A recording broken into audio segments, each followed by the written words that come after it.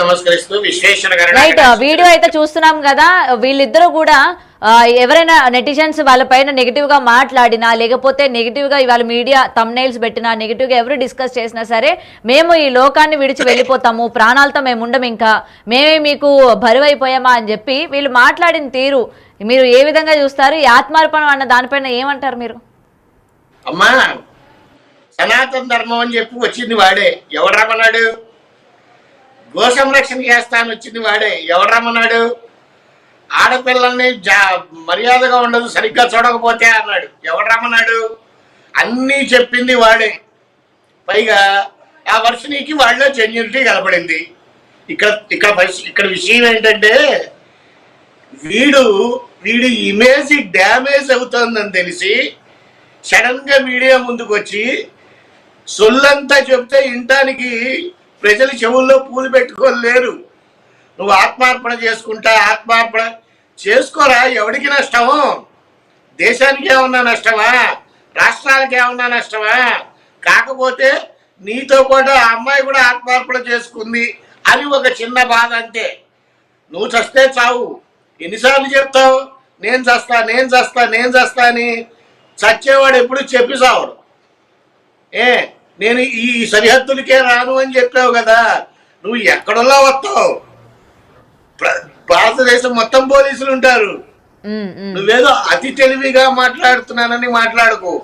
అయితే గురుగారు ఇది కేవలం బ్లాక్ మెయిల్ చేయడానికి మాత్రమే ఇలాంటి వీడియో రిలీజ్ చేశాడు అనుకోవచ్చా? అందరికి కూడా బ్లాక్ మెయిల్ చేస్తున్నాడు అనుకోవచ్చా? 100% బ్లాక్ మెయిలేనమ్మా.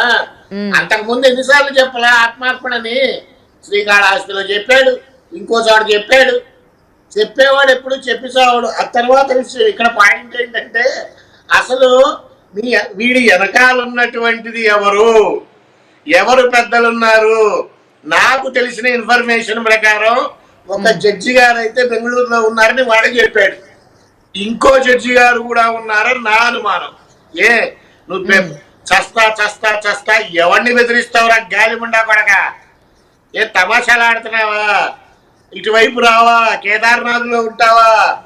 అదే మొన్నటి వరకు కూడా తను చెప్పడం జరిగింది, నేను తెలంగాణ వస్తాను, తన పైన ఉన్న కేసులకి సంబంధించి నేను క్లారిఫికేషన్ ఇచ్చుకుంటాను అని నిన్నటి వరకు చెప్పిన వ్యక్తి ఈ రోజు నేను అటు ఆంధ్రాకి కానీ తెలంగాణకు కానీ నేను రాను, నేను ఇంక ఇక్కడే ఉంటాను, మీరెవరు మా జోలికి రావద్దని చెప్తున్నాడు. అబ్బా, మీకు పాయింట్ అర్థం కావట్లా. చట్టాలను తిట్టాడు, న్యాయస్థానాలను తిట్టాడు, డిపార్ట్మెంట్ వాళ్ళని కొట్టాడు. ఏ మీడియా అయితే వాడిని హైప్ చేసిందో ఆ మీడియా వాళ్ళని కూడా ఫోన్ చేసి కత్తులతో చంపేస్తా అన్నాడు. వాడి పక్కన ఎవడో గొట్టంగాడు ఉన్నాడు, వాడి శిష్యుడు. వాడు ఫోన్లో మాట్లాడటం. ఈడికే గతి లేదు. ఒరే దొంగనా కొడక, నీ నాటకాలు చాలా చూసా. ఫస్ట్ ఇప్పుడు నేను ఒక మాట మాట్లాడుతున్నా ఇను. నువ్వు ఎవరికి ఫోన్లు చేసి డబ్బులు ఆఫర్ చేశావో నాకు తెలుసు. నీ వెనకాల ఏ రాజకీయ నాయకులు ఉన్నారో నాకు తెలుసు. నీ వెనకాల డిపార్ట్మెంట్ వాళ్ళు ఎవరున్నారో నాకు తెలుసు. ఇవన్నీ నేను హైదరాబాద్ వచ్చి విత్ ప్రూఫ్స్ తో ప్రెస్ మీట్ పెడతా. మొత్తం కూడా గురుగారు అంటే మీరు మొత్తం కూడా సేకరిస్తున్నారా వివరాలన్నీ? అంటే ఏ పొలిటీషియన్ ఉన్నాడు లేకపోతే డిపార్ట్మెంట్ లో ఎవరు ఉన్నారు అని చెప్పి, ఇటు లాయర్స్ కానీ లేకపోతే జడ్జిలు కానీ ఎవరెవరు ఉన్నారు అని చెప్పి ఇప్పుడు మొత్తం కూడా దానికి సంబంధించిన ఇన్ఫర్మేషన్ అంతా కూడా మీరు గ్యాదర్ చేస్తున్నారా? మొత్తం ఇన్ఫర్మేషన్ గ్యాదర్ చేస్తున్నాను. ఆల్మోస్ట్ 60% ఇన్ఫర్మేషన్ వచ్చేసింది. ఇప్పుడైతే నేను రివీల్ చేయదలుచుకోలేదు, మీడియా ముందుకి కూడా రాను. ఇవన్నీ డైరెక్ట్ గా ముఖ్యమంత్రి గారికి అందజేస్తాను. తర్వాత మీడియాకు వస్తా. ముందరే మీడియాకు వస్తే ఈ ముండా కొడుకు వేసే నాటకాలు ఏంటో నాకు బాగా తెలుసు. ఇక్కడ పాయింట్ అది కాదమ్మా. నేను ఒక మాట మాట్లాడతాను, దయచేసి మధ్యలో డిస్టర్బ్ చేయొద్దు. విశాఖపట్నంలో ఒక గురువు ఉన్నాడు. ఆయన గురువు అని నేను అనను. ఆయన పేరు యోగి ప్రభాకర్ గారు గతంలో కూడా మాట్లాడారు కదండి. గతంలో ఈయనకి బట్టలు కప్పడం కావచ్చు అన్ని అతను గురువు అని చెప్పాడు కదా. ఒక్క నిమిషం తల్లి.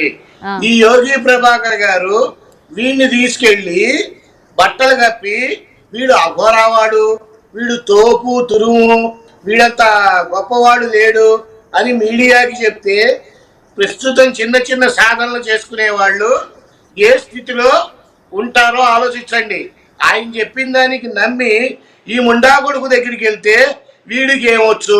ఒక పాయింట్. 2, అదే యోగి ప్రభాకర్ గారు హిమాలయాల్లో గురువులందరూ కలిసి మీటింగ్ పెట్టుకున్నాం, ఇంకా నయం హిమాలయాల్లో పెట్టుకున్నాం అన్నాడు, మేఘాల్లో పెట్టుకున్నాం అలా మీటింగు. తల్లిదండ్రుల అనుమతి లేకుండా ఎవరిని తీసుకురాకూడదు అని కొత్త విషయాన్ని, ఓ గొప్ప విషయాన్ని కనిపెట్టినట్టు చెప్పాడు. తల్లిదండ్రుల అనుమతి లేకుండా ఏ పని చెయ్యకూడదని నువ్వు చెప్పేదేంటి? భగవంతుడే చెప్పాడు. ఏం సందేశం ఇస్తున్నారు? ఇకపోతే